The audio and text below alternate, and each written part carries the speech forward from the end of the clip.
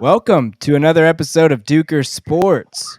I'm Christian Lunday. Over there is my friend Dylan Dueker. What is up, Dylan? How's it going? You excited for this week's video? I'm so pumped. Let's freaking go. All right. Real quick, guys, before we get started, I wanted to say thank you guys all for your support last week on our first episode and for all the articles we've been putting out. I got a lot of feedback. I got a lot of people reaching out to me last week. We appreciate all the support and the criticisms to help us get better. So thank you. Please and thank you. Yeah, I noticed you got a new camera. I did get a new camera. Sorry about that last week, guys. Didn't realize how bad that camera was going to be for us. But I got a new one this week. I'm hoping it does a lot better. Awesome. Well, hey, the show must go on, right? Show business. We got a good topic this week, guys. Top head coaching hires for the 2022 NFL season. I went first last week, Dylan. You want to go first? Absolutely. Sweet. So we have 7 new head coaches. That's a lot of new head coaches. I love the NFL coaching carousel. Everyone's always moving. And so we've got 7 new coaches, and we're going to rank them for you. So we're going to let you know what we think. I thought that it'd be good to present some of their experience. And then it's important to know that we're not saying that this is the order of like who's going to have the most success. That's not what we're doing here. We're going to talk about like which coaching candidate is the best just within his own right. So that's important to keep in mind. All right, so we're going to start off at number 7. I'm going to count us down. And we've got Kevin McConnell for the Minnesota Vikings. I know a lot of people are excited about the O'Connell hire because he's a young, offensive-minded guy. That's what's in right now in the NFL. But and I'm not, no diss to O'Connell. I'm gonna explain why I got him here at number 7. So, he's filling Mike Zimmer's shoes, that was almost a surprising fire for me. Like Zimmer has had a lot of success with the Vikings, but he's not been able to get them to the promised land. They have a lot of talent in Minnesota. They have had the whole time he's been there. So I get wanting to move on. Like they're good, but they want to be great. So they bring in O'Connell. That's the guy. That's who they think is going to take him there. Let's break down. I'm going to talk a little bit about some of the experience that he has here. So first of all, he's only 36 years old. So he's very young. And, I do think that in some situations experience does matter. Sometimes it doesn't. He could surprise me here, but he is actually the second youngest coach in Vikings history. The youngest, I was surprised by this, Norm Van Brocklin. That's a throwback. Wow. But I looked that up earlier. I was like, okay, that's awesome. I did not know that. Okay. So first, O'Connell does not have a lot of coordinator experience. So he was a quarterback coach from 2015 to 2018. He coached the Browns and the formerly known Washington Redskins. He was their quarterbacks coach. And then he went to offensive coordinator in 2019 for the Redskins. And so that was his first year as coordinator, first year calling plays. Did not do well.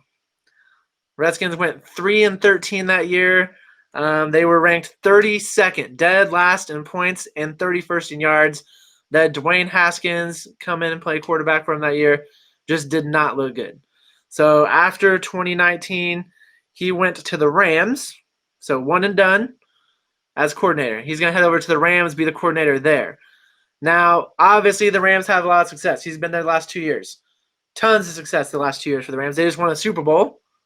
So that's great. Here's the issue I have. He didn't call plays. He got Sean McVay calling the plays for him. So I'm like, how much do we want to credit the Rams' success the past 2 years to O'Connell? That's a very common issue, especially with like offensive coordinators like Eric Bieniemy. A lot of teams are hesitant to hire him because of Andy Reid's calling plays. So very That is a understandable. good point. I'm actually going to bring up the Chiefs coaching tree later on, so I'm glad that you said that. Let's go. So I wrote down a few stats. So the Rams, we're talking about the success that they've had. So they were first year he was there, 22nd in points, 11th in yards. So they had Jared Goff as a quarterback. That's not terrible. You like to see him put more points. They did struggle to get the ball in the end zone. But then this year, Matthew Stafford comes in, and then the rest is history. Literally, you got Cooper Kupp second in history, receiving yards and catches. You got him in this. They won the Super Bowl. So I'm like, okay. So I'm not dissing him for his resume, but I'm just saying, he's young, not a lot of experience calling plays. He has only had 1 year calling plays. It did not go well. So I'm going to put him there at number 7. He's got a lot to prove in Minnesota. I wish him the best of success, but he's starting off at my number 7 spot. All right, number 6. I feel like this one might be controversial. I don't think people are going to agree with me on this, but stay with me. Let's hear it. With me. Number 6, I'm going Mike McDaniel. So he's going to Miami. Brian Flores is out. Now that was shocking. So we're not going to get into all the politics with that, but whether I heard a lot of people say it was stuff like arguments with the front office. It wasn't the lack of coaching ability for Flores. It was many other things going on there. Regardless, he's out, and in comes McDaniel. So similarly to the guy I just talked about, McDaniel, another young offensive-minded coach, not a lot of experience calling plays. So once again, I'm like, it's kind of hard. Like, you look at these guys, that's a huge leap. Going from an assistant to a coordinator, that's a big leap. But now you're calling the plays. You're the head coach. You're in charge of the whole team. The organization is all on you. So these young guys with a lack of experience, they have a lot to learn really fast. They need to get a good staff put around them. I think they both will. Those two teams have a lot of talent on those rosters. Perfect coaching destinations. So with Mike McDaniel, some of his experience, so he was an assistant for 5 different teams. For a young guy, he's been in the league for a while. I can't remember exactly when he came to the league. I forgot now, but it seems like he's been in the league for forever. And he's just been bouncing around from team to team. Most recently, obviously, if you follow the league, he's been with the 49ers. And last year was his first year. Yes, last year was his first year as the offensive coordinator. However, we talked about McVay in LA. Kyle Shanahan, another great offensive coach. And this is why these guys are getting these jobs, right? So you have 2 great offensive-minded coaches. Everyone's always looking for this next great coaching tree. So they're chasing after these guys, hoping that they've learned a thing from these 2. You're talking about the 2 possibly greatest offensive coaches right now in the NFL, arguably. But so these guys they're proteges. They're coming out on their own, and these teams are hoping that they were going to have the same amount of success.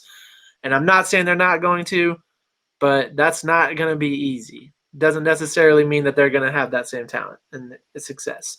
So Mike McDaniel coming in at number 6. Good luck to him this upcoming season. All right, number 5. I've got Nathaniel Hackett. He's going to be the head coach of the Denver Broncos. So I know a lot of people are going to be like, what is Dylan talking about? He doesn't know what he's talking about. We got these great offensive-minded coaches, and he's ranking them 7, 6, and 5? But that's all right. Hear me out. So Hackett has been in the league, so he's not in his 30s. Hackett's a 51-year-old head coach. This is his first head coaching job, but he has a ton of NFL experience coming into this position. So he started off actually offensive control for the Buccaneers and the Bills. So he was there for quite a while. Then he was an offensive coordinator for 9 years. So he's put in the work. He's had the time. So he started off with the Bills, and then he went over to Jacksonville. Now, he was with Jacksonville for a while. So he was the coach whenever Blake Bortles was there, and he worked with Bortles. And say what you will about Bortles, but, he had some ups and downs, but he improved over in those years. So I'm going to give Hackett some props for that, and especially the year that the Jaguars had a winning season, they actually went to the AFC Championship. Hackett was the offensive coordinator that year. He got a lot out of Blake Bortles. Yes, he did. It surprised me. I'm like, I don't know how many people expected to see Jacksonville that year in the AFC Championship. I get that was a defensive team, so probably a lot more credit going to that side of the ball. But Hackett was offensive coordinator. Bortles had his best year of his career that year. And I think the most important part was watching Bortles, who maybe the most talented guy, but he kept improving each year, and that's huge. So that's what you want to see.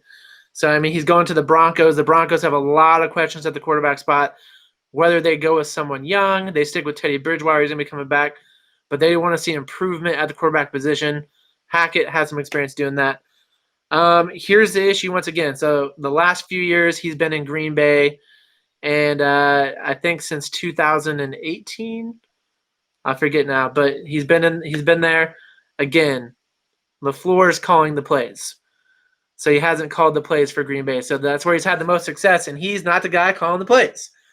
And I'm not going to give guys the top spots for when they're not calling the plays. I want to see. I'm a wait and see kind of guy. I live in Missouri. It's the show me state. So I want to see what these guys can show me. You got to earn the top spot in these rankings. So we got Nathaniel Hackett, number 5.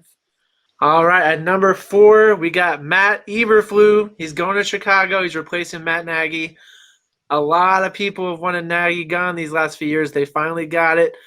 And the Bears went a little bit different. You got all these offensive guys that I just named. You got Eberflus coming in. He's a defensive guy. And he's coming from the Colts, they've had a great defense since he got there. Been coaching underneath Frank Reich the last 4 years, and they did not have the year that they were hoping to, but the defense definitely not to blame. They had a great defense again. A few things to note about him. So he's coached. He's been in the league. He's another one of those guys. He's been in the league for a while. He's had a lot of experience as a coordinator. So he was a linebacker coach for 1 year for the Browns. Then he went to the Cowboys, and he was in Dallas for a while. He coached there for, I think it was 7 or 8 years. And then he went over to the Colts. He's been the defensive coordinator there the last 4 years. And this isn't his first time around being mentioned as a possible head coach. The last few off seasons, his name has popped up in circles, people considering him for the head spot. He finally gets it in Chicago, the city built on defense. Historical defense is coming out of Chicago. They got Eberflus coming in. They're hoping to regain some of that momentum. The offense has a lot of work to do, but they say defense wins championships. You look at the Rams this year, great defense. Now they had a great offense too, but that defense wins championships. That's what it comes down to. So a few things to note about Eberflus and some of the success he's had the last 4 years. So in the 4 years he's coordinator in Indianapolis, 3 of them, the Colts were in the top 10 in fewest points allowed. So that's amazing. And then all 4 years he's there, he's in the top half of yards allowed for defenses. So they never fall below 16 the whole time he's in Indianapolis. Tons of success. I like to see teams breaking the mold. We're on this offensive trend. I get it too. I'm going to be honest. As a fan, I'm saying if I'm a Chicago fan, I'm like, I want one of these offensive coaches. Why aren't we bringing in guys like that? And I know a lot of guys, Jim Harbaugh's name got thrown around a lot for this position and for the other positions, but unfortunately we're talking about guys who got the spot, not guys who got mentioned for it. But Eberflus, I'm excited to see what he can do for Chicago. I've got him here at number 4.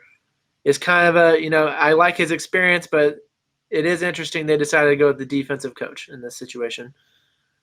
All right, we're going to go on to number 3. Now, this to me might be the most interesting hire that we had this offseason. Oh. We're going to go to Jacksonville. Doug Peterson, who I have close ties with, being an Eagles fan. I saw this guy up close and personal for several years in Philadelphia. He gets another chance. He's going to go to Jacksonville. Now, here's the good news if you're Peterson. There's only one direction you can go, and that's up, because Urban Meyer, my gosh, that was one of the most dysfunctional seasons I think I've ever seen. He just goes in there. I actually had hope for Urban Meyer. I thought, you know what, he's getting a shot at the NFL. I think he's going to make the most out of it. He did anything but that. He got brought in to change the culture, and he changed it to chaos. I don't think that's what they were going for. But now they bring in Doug Peterson. The good thing about Peterson, he's not going to be that guy. He's consistent. He's not going to be a distraction to his team.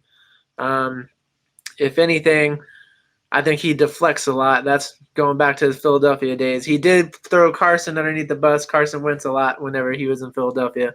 So hopefully he learned from that. But I'm actually excited. I think Doug Peterson, I think that's a pretty good hire. You want a guy with experience. You've got a young team in Jacksonville. You've got a great quarterback. They've got a great quarterback. Trevor Lawrence comes in. He needs consistency. He needs someone who's been there before. You've got Doug Peterson. He's a former NFL quarterback. He's been there. He's learned from the greats as a player and as a coach. So he comes in. He's going to help Trevor Lawrence to grow. I really believe that. I think the Jaguars, they're not going to be a playoff team this year. I really don't believe that. That'd be shocking. definite improvement. I'd be shocked to see this team not improve drastically. And I think Trevor Lawrence, if you read my article, he is my number one breakout player for next year. I think he's going to fulfill that number one pick next year. Everybody's going to say, oh, yeah, that's why this guy went number one. That's why this guy was the most talked about quarterback since Andrew Luck. But back to Doug Peterson. Doug Peterson's got NFL experience as a quarterback we just talked about. He had a lot of years coaching as well. So he started off coaching as an assistant for the Eagles. He did that for 4 years. Then he went to the Chiefs. So I told you we're going to talk about this coaching tree for Kansas City. So you talked about guys going to teams not calling the plays. That's exactly what happened with Peterson in Kansas City. He doesn't call the plays there, but he ends up getting the head coaching job for the Eagles. You talked about guys like Bieniemy earlier, but like guys who aren't calling the plays. You saw Peterson, you saw Matt Nagy, both coming from Kansas City, don't call plays. Now, Peterson, obviously, he got a Super Bowl victory, so he had some success. Yep, sure did. But inconsistent success. They were competitive. His last year was a total train wreck in Philadelphia. Something had to change. I don't know who's to blame. I blame Roseman. That's a topic for another day. But, Peterson was in a bad situation, and it was a train wreck. But you have him. He leaves the Chiefs. He goes to the Eagles. He's the head coach for the Eagles for 5 years. Now, one thing that's impressive, he coached 80 games for Philadelphia as a head coach. He went 42, 37, and 1. Anytime you coach 80 games and come out with a winning record, I think it's a pretty good sign. And I think that he's proven that he is a capable coach. He may not be the flashiest choice of the head coach, but he's got tons of experience. As you can tell from my list that I'm making, I value experience. Yes, you do. And I definitely think he's going to an inexperienced team. I think he's a perfect fit for Jacksonville. He may not be the guy that rights the ship all the way, gets them to where they want to be in the Super Bowl, but I think he starts the rebuild process that Jacksonville is desperately trying to reach right now. He's going to get the ship turned at least in the right direction going forward. So I got Doug Peterson at number 3. And now we get to my top two head coaches, going into next season, these new hires. Number 2, Brian Daboll going to the Giants. I love that hire. I think that's the most exciting hire for me. I want to see this guy get an opportunity to coach at the head coaching position. He has had a ton of success. You talk about experience, loads of experience coming here. And I think the Giants have been in search of a head coach. New York is a tough market. They needed to bring in a flashy coach hire. They need to get the fans back on board because it has been dysfunctional to say the least. And I think Joe Judge, I don't know that he got a fair shake at the spot, but it's due to injuries and whatnot. But it's been a rough go in New York for quite some time. So you bring in Brian Daboll. We're going to start over. So I'm gonna give you some of the experience that Daboll has, and it's a lot. He has a lot of experience, and I'm excited about that.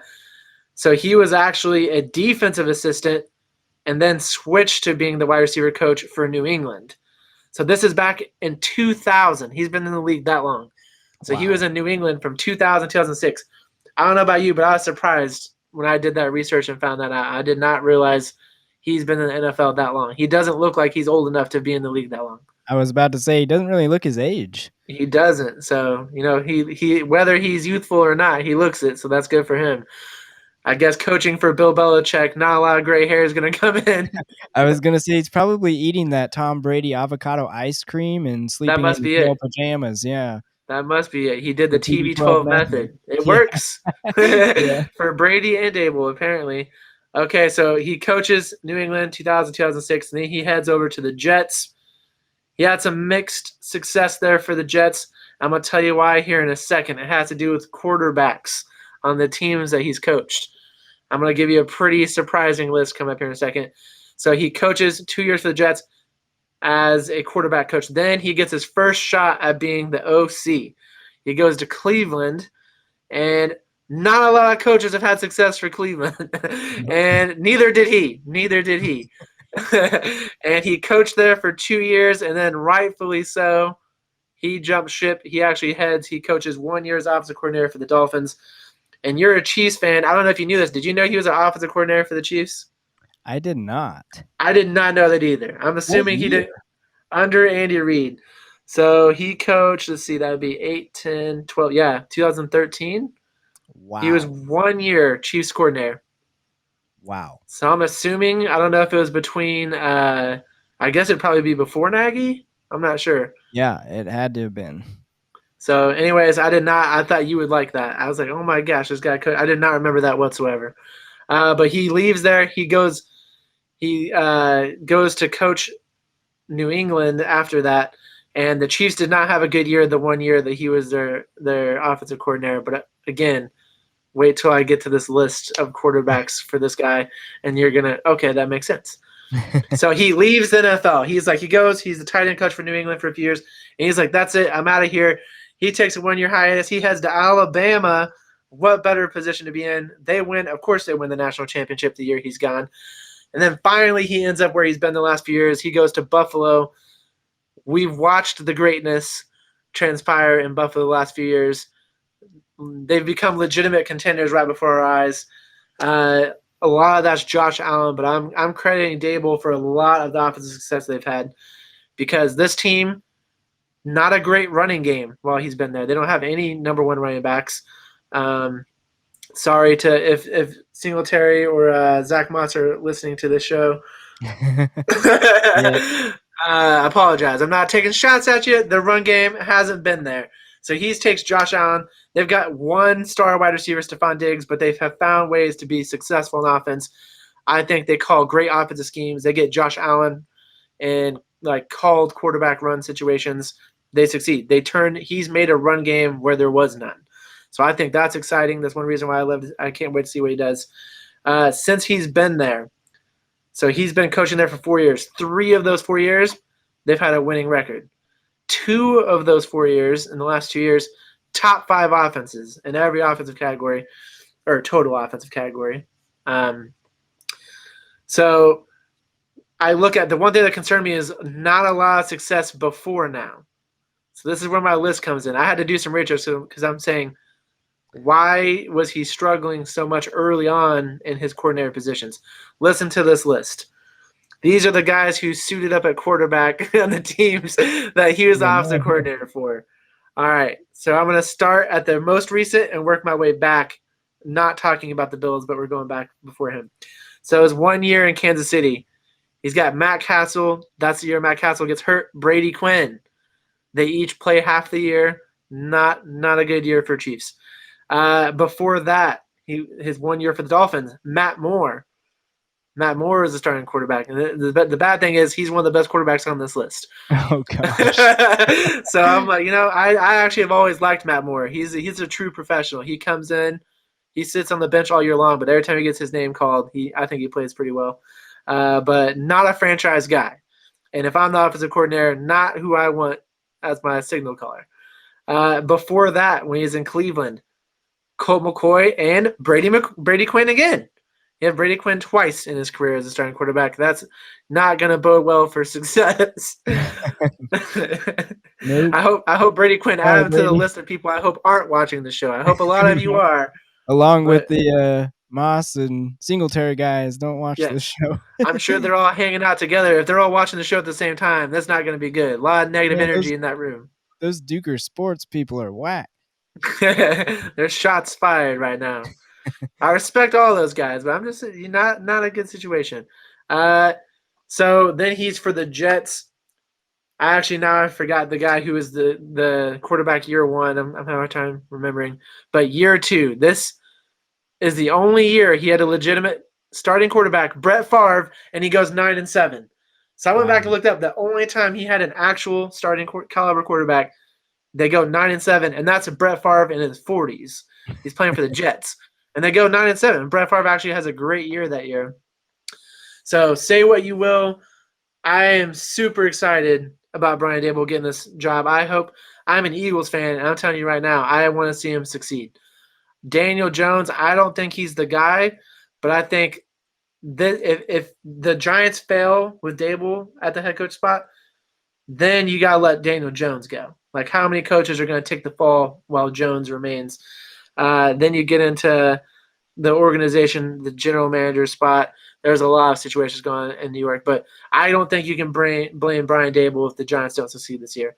And I don't think they will. I think they need to build this organization around him. Let him take control, give him a lot of power, and see what happens. I'm super excited. So that brings us, drum roll, number one spot, number one new hire head coach. Who could it be? Well, there's only one left. It's Josh McDaniels. He finally takes another stab at being the head coach. I don't know. I can't think of a year where he's not mentioned as a possible head coaching candidate. He turned down the Colts job, which I thought was interesting. And apparently he's all in on the Raiders. I think a lot of that has to do with Brady leaving and retiring. The Patriots seem they're competitive, but they seem to be going in the wrong direction in terms of future team success. So McDaniels decides it's time. He's gonna go coach in Las Vegas for the Raiders. I think it's a match made in heaven. Derek Carr, I've been up and down with Derek Carr. Phenomenal year. He's had a few of those now. And I think that he's going to have a lot of success under Josh McDaniels. Josh McDaniels is a great offensive mind, probably the most experienced as a coordinator and head coach combined on this list is Josh McDaniels. So Josh McDaniels has been with New England most of his career. So from 2001 all the way through 2008, this guy's in New England doing everything. I tried to make a list of all the spots that he filled in that organization. There's too many to name. This show alone, just talking about that, would be 30 minutes long. He even coached 1 year on the defensive side of the ball so that he could better understand how defenses work to improve as an offensive coordinator, which is incredible. And I think clearly it worked. I think he has a great understanding of how the game is played. And the only concern when it comes to him, a lot of people didn't give him a chance in Denver. So he's been a head coach before. He coached Denver for not even quite 2 full years. And in the short amount of time he was there, he goes 11-17 as a head coach. And I remember when they fired him, and I did not think it was a good idea. That Kyle Orton was their starting quarterback both seasons. And I think, you don't even give a guy – it's hard to rebuild an organization in 2 years, but they didn't even let him have that. He was axed in the middle of year number 2, not a fair shake. And then he goes back to New England ultimately, or he went 1 year with the Rams, and then he goes back to New England. Tons of success, and I'm excited to see. I wanted to see him get like a fair shot at being a head coach. I'm excited to see what he does for Las Vegas. But he takes my number one spot, so I hope he earns it. I hope he proves me right, and that's my list. Awesome. That is pretty comprehensive. Here's my list. I think there were 9 new coach hires. I'm going to start at number 9. Matt Eberflus is my number 9 head coach. They replaced one Matt with another Matt. Given his experience, he might know, some quarterback stuff, but I kind of want to see the more offensive-minded head coaches, especially given their new budding star quarterback in Justin Fields. I think you need to give him an offensive mind to grow under, and I don't have very much trust in most defensive-minded head coaches to give young quarterbacks growth like that. Bill Belichick has seemed to be a rarity. Number 8 is Dennis Allen for the Saints. Dennis Allen was hired after they interviewed for Eric Bieniemy. I think not hiring Eric Bieniemy was a small whiff, but Dennis Allen has been there. He's got a good track record for their defense. Their defense has played well the past couple of years, and their offense has been, without a quarterback, has kind of been sputtering, along with the Michael Thomas injury. Now, number 7 is the same as yours. It's Kevin O'Connell.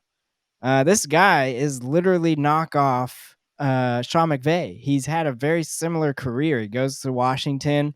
He didn't call plays, whereas Sean McVay, I think, called some plays. But he goes to the Rams underneath Sean McVay, and now he's got a head coaching job at almost the same age that Sean McVay got his.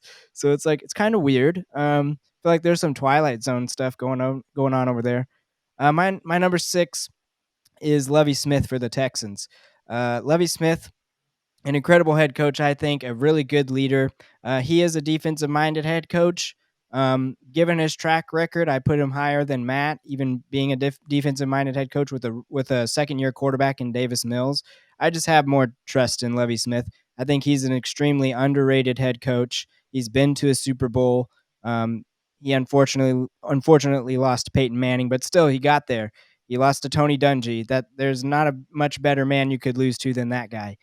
My number 5 spot, it goes to Josh McDaniels. Josh McDaniels signed with the Raiders. I kind of demote him for being a cheater in Denver, filming some practices. Everybody knows it. It happened. It was reported on. But other than that, he is a great offensive mind, and I think they have an extremely talented roster. I think there's some stuff going on with the Raiders that it hasn't been great this past off season and the past season, but you got a great leader in Derek Carr. He had probably his best year as a pro, other than the year that he was on pace to win MVP before he broke his back. Um, I think those two together, match made in heaven. Great fit. My Yeah, exactly. My number 4 spot goes to Mike McDaniel for the Dolphins.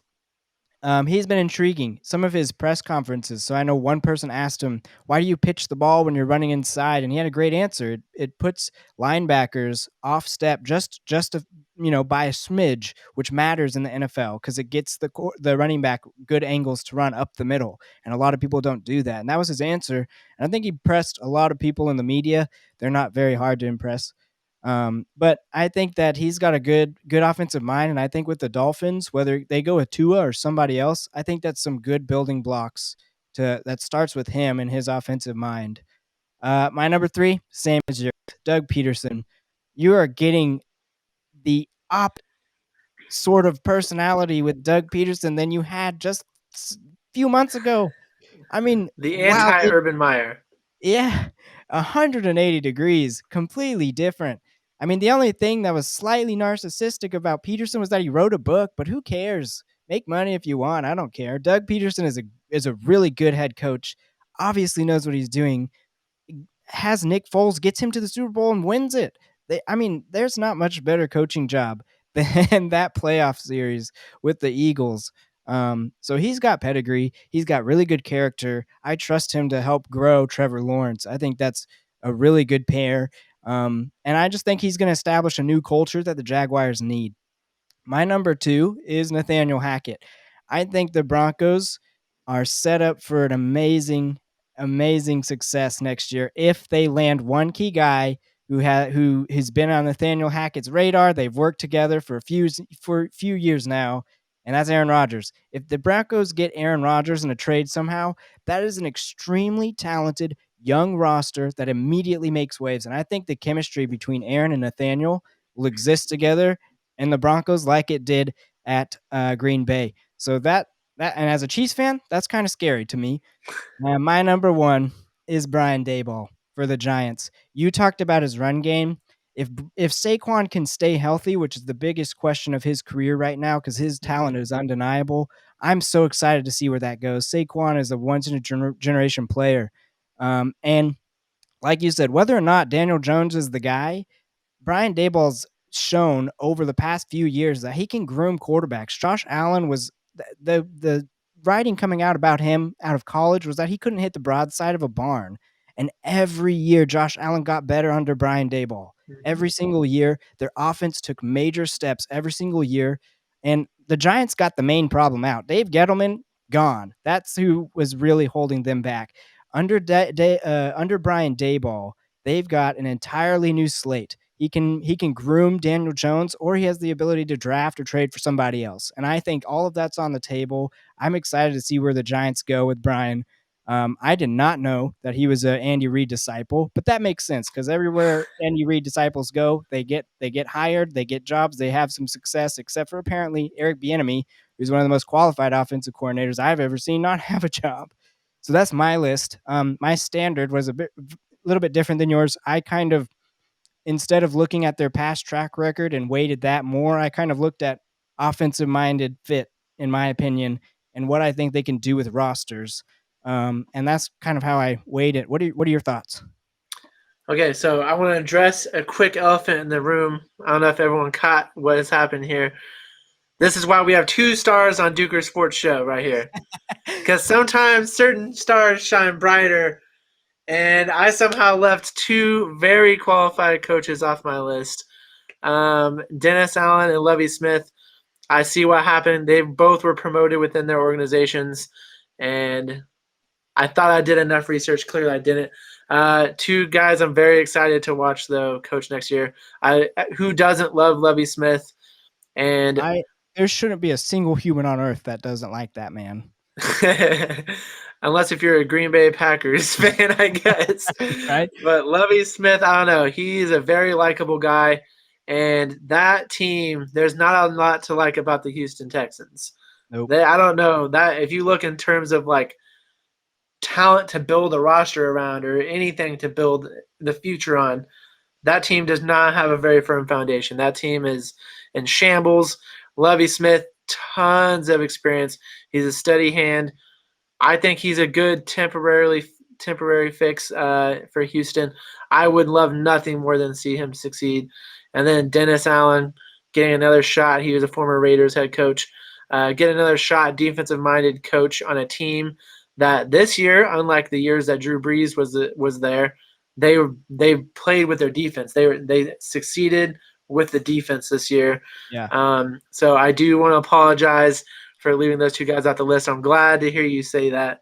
Put them on your list. They deserve the spots. Yeah, I think they're great coaches. Dennis Allen is, I rank him ahead of Matt Eberflus just because he has some head coaching experience that was sort of relevant. But I also think that the Saints whiffed just a bit when they had Eric Bieniemy in the building for 8 hours and didn't get a deal with him done. So, yeah, that's my list. Sort of similar. We got a few coaches on there that are similar and almost identical in ranks, like 2 or 3 of them. But yeah, Yep. I there you can go. tell. I mean, we both agree on the Daboll pick. I was a little surprised you got my number 1 pick down to number 5. That surprised me a little bit, but I understand the points you made. I thought you had a good argument for where you put him, but I think Likewise. Josh McDaniels is a great fit, great hire. Look, the AFC West is gonna be a knockout, drag out fight next year, Tough. and it's gonna be what? Yeah, it's the NFC West and the AFC West. I don't know what they do. They just put steroids in their divisions every year, and Oh man, no. everyone else is looking up. Strong quarterback play in those divisions. It's Yes. insane. The Denver Broncos have got to find the guy at quarterback if they want to compete in that division because you got 2 of the best, maybe the best quarterbacks, young quarterbacks in the league in that division, Patrick Mahomes and Justin Herbert. You gotta, if you want to compete in that division right now, the fact that Derek Carr is the 3rd best quarterback in the division is pretty impressive. Yeah, yeah.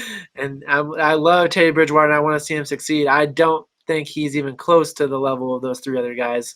So not a great shot. Nathaniel Hackett, good luck to you.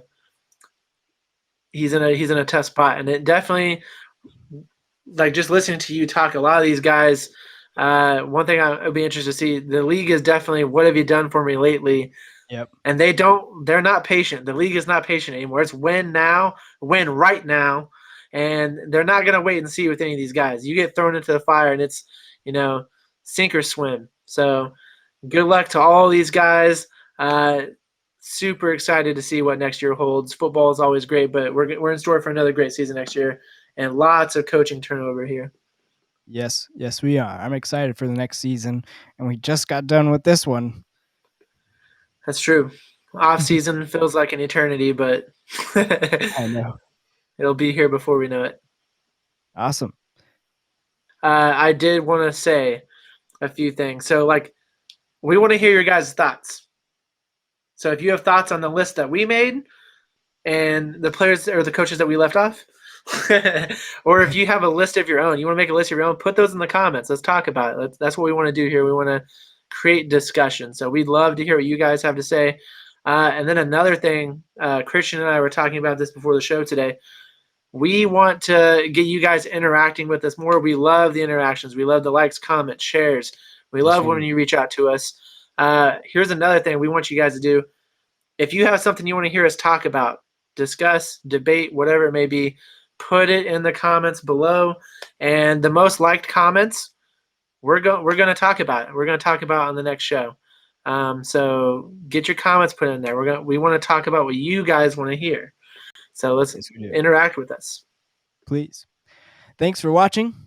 This has been Dueker Sports.